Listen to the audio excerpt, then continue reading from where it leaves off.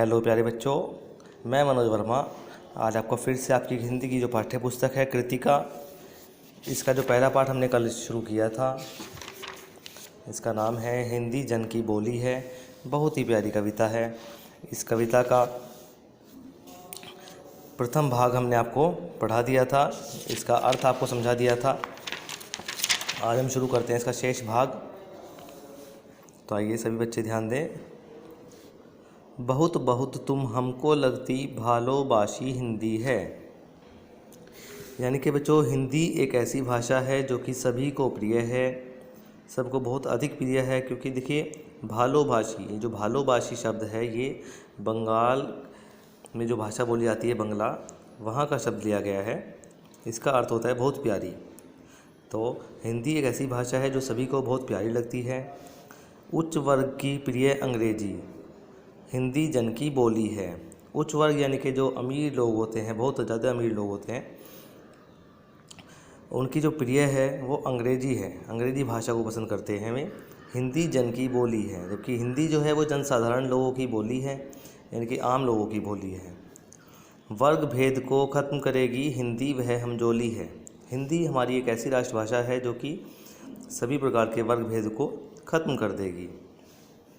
सागर में मिलती धाराएं हिंदी सबकी संगम है। जिस प्रकार सागर में अनेक धाराएं आकर मिल जाती हैं, ठीक उसी प्रकार हिंदी में भी अनेक भाषाओं के शब्द आकर मिल जाते हैं। हिंदी भी सबकी संगम है। शब्द नाद लिपि से भी आगे एक भरोसा अनुपम है। हिंदी अपने अंदर अनेक शब्द, नाद का अर्थ होता है लय, लिपियाँ लिए हुए हैं। हिंदी की जो लिपि है वो देवनागरी है। इन सभी से आगे एक अलग ही, एक अनुपम यानी कि अनोखा, अद्भुत भरोसा है। गंगा कावेरी की धारा साथ मिलाती हिंदी है।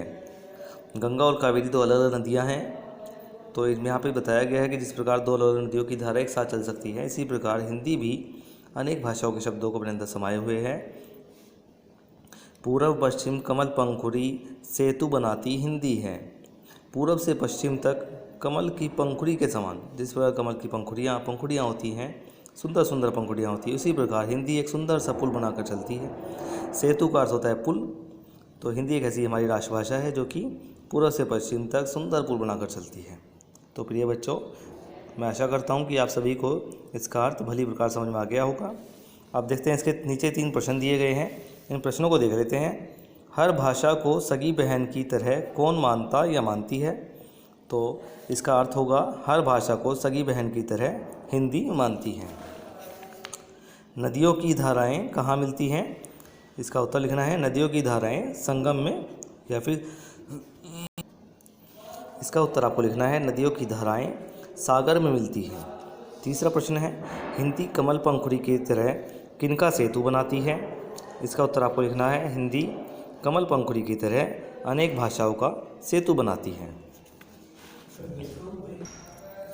आज सभी बच्चों आपको इस पाठ की जो ये कविता है, इस कविता को अपनी कॉपी में लिखना है और लिखकर उसके नीचे उसका कवि का नाम गिरिजा कुमार माथुर ये भी लिखना है।